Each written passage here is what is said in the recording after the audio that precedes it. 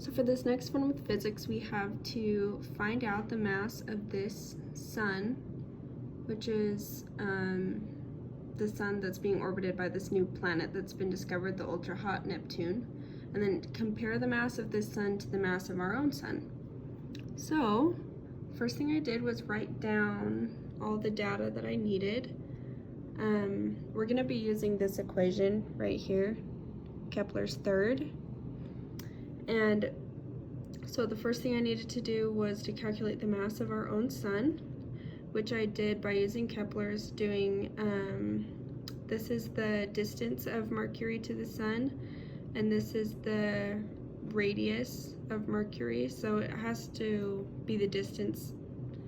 Basically, it needs to look like, let me find it real quick.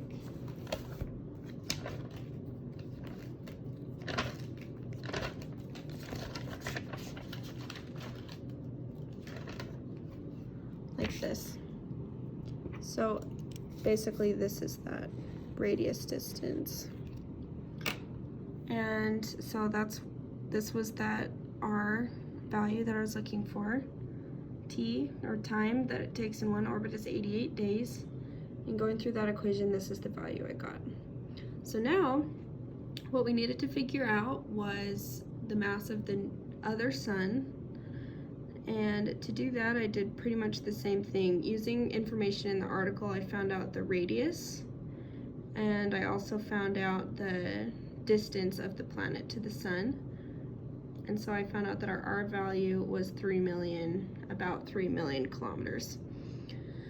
So it also said in the article that the time of orbit was just 19 hours, which is actually really fast.